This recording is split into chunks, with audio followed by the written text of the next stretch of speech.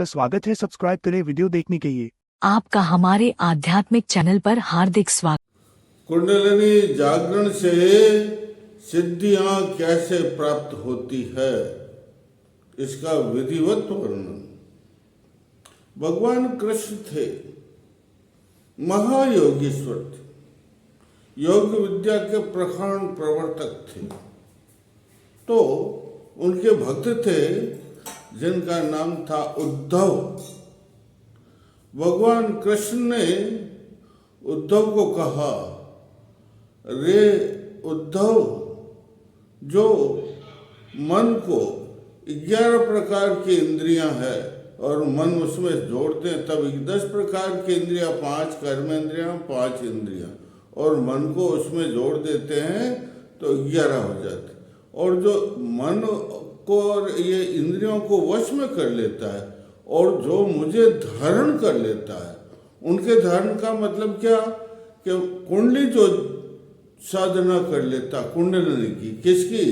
मूलाधार, स्वादिष्ठान, मणिपुर, अनाहत, विशुद्ध और आज्ञा चक्र और सहस्रार, ये जो रास्ता है सुषुम्ना पथ पर चलने का, इस प्राणवायु को उत्थित करके, प्राणवायु से जगा कर कुंडल जागृत करके यहाँ पहुँचता है। और जो मुझे चित्त में धारण कर लेता, उसके चित्त में जब मैं धारण हो जाता हूँ तो उसे अपने आप अनेक प्रकार की सिद्धियाँ, लौकिक और पारलौकिक सिद्धियाँ प्राप्त हो जाती है। सिद्धि का मतलब है संकल्प सिद्धि।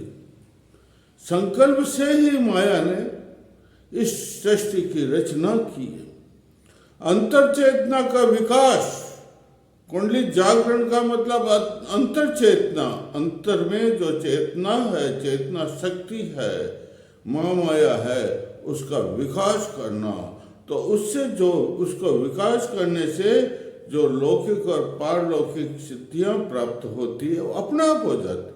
अरे साधक का विषय तो होता है भगवान को प्राप्त करना, परमेश्वर को प्राप्त करना, लेकिन जब वो मूलाधार से उसका रास्ता प्रारंभ होता है, कुंडली सब बाधाओं को पार करके ऊपर पहुंचती है, तो जो है उसे जो सिद्धियां तो अपने आप चरण में लुट जाती है रे, अपने आप लुट जाती है, लेकिन वो सिद्धियों से आगे भी मोक्ष में प्राप्त होता है। तो एक सोभरी नाम के ऋषि थे प्राचीन काल में, हजारों वर्ष तक तपस्या की थी और उन्होंने बहुत बड़ी सिद्धियां प्राप्त कर ली। उनका शरीर बिल्कुल जर्जर हो गया, बुढ़े हो गए। उनकी इच्छा हुई, मानदाता ऋषि के, मानदाता राजा था, उसके 50 कन्याएं थी। उनकी इच्छा हुई कि मैं 50 कन्याओं से ब्याह कर लूं। तो उन्होंने अपने शरीर को सिद्धि बल से, योग बल से, उन्होंने कुंडली जागरण थी उनकी, उससे उन्होंने अपने शरीर को जो है बिल्कुल नवयुवक का बना लिया और उनसे उसने उनका विवाह हो गया। और उन्होंने अपने सिद्धि बल से 50 राजमहलों का निर्माण कर दिया और उनके साथ भ्रमण करना। कितनी बड़ी भारी बात है, चमत्कारिक चीज है सिद्धि। देखो दुर्वासा ऋषि थे, दुर्वासा ऋषि ने पहले तो घोर तपस्या की थी और उस तपस्या के बल से उनको ऐसी सिद्धि प्राप्त हो गई थी कि सुदर्शन चक्र था भगवान विष्णु का, वो उनके सिर को काटने के लिए उनको फिरा उनके ऊपर, लेकिन उन्होंने 3 लोक के चक्र काट लिया, लेकिन सुदर्शन चक्र उनका मस्त अलग नहीं कर सका। इतनी चमत्कारिक जो है भावना, शक्ति जिसे कहते हैं, अंतर चेतना जिसे विल पावर कहते हैं, उसका विकास हो जाता है और अंतिम सीमा तक। कौन सी सीमा?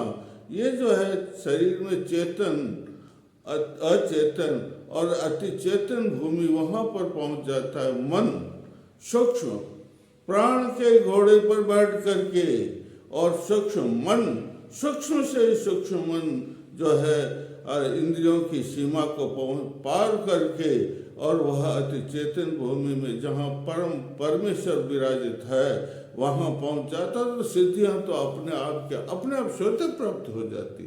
देखो कौन सी सिद्धियां मैं बता देता हूँ अब। अरे गोरखनाथ जी के शिष्य नवरोगीश्वर थे, वो क्या करते थे, अपने शरीर को बिल्कुल क्षीण कर लेते थे, बिल्कुल हल्का, फूल से भी हल्का कर देते थे, और सब नवलोकों में विचरण करते थे। इतनी सिद्धियां उनकी। गौरव पंत मैं इतनी मेहनत करता हूँ, तो आप मेरे इस चैनल को लाइक करें, सब्सक्राइब करें, कमेंट करें और प्यारा शेयर भी करें। तो इतनी सिद्धियां, ये मतलब चमत्कार तो है ही, लेकिन चमत्कार के साथ साथ उनका उद्देश्य तो क्या होता है। योगीश्वरों का उद्देश्य तो परम परमेश्वर मिल रहा है, लेकिन ये स्वतः ज्यों ज्यों मूलाधार से यहाँ तक पहुँचते हैं कुंडली जागरण की साधना के अंदर, त्यों त्यों एक एक चक्र में जो जो सिद्धियां होती है वो स्वतः ही जो है साधक के चरणों में लौटने लगती है। माँ कुंडली साधक को आशीर्वाद दे देती है। इसमें अणिमा सिद्धि, शरीर को बिल्कुल हल्का, शरीर को बिल्कुल छोटा, और एक बुढ़ापा, जरावस्था बिल्कुल नहीं आती। उसमें कहते हैं कैसे प्राप्त करते हैं वो बताता हूँ। मणिद्वीप है, श्वेत द्वीप है। श्वेत कौन सा? उस श्वेत द्वीप के अधिपति श्री नारायण कौन है? वो श्री नारायण में चित्त साधना। देखो एक बात और बता देता हूँ, ध्यान, धारणा और समाधि। ध्यान का पहले ध्यान, धारणा, एक कुछ समय के लिए इस चित्त को किसी वस्तु में लगा देना, उसे धारणा कहते।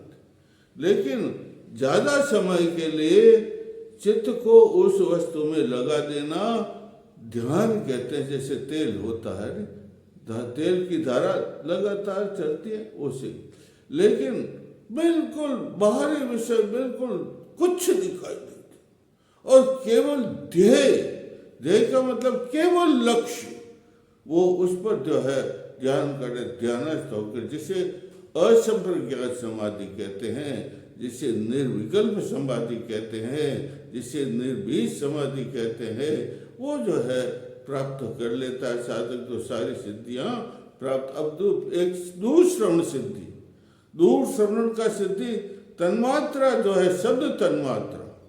शरीर में 5 तन्मात्राएं हैं ना, कौन से 5 तन्मात्रा? गंध, स्पर्श, रूप, रस आदि 5 तन्मात्रा।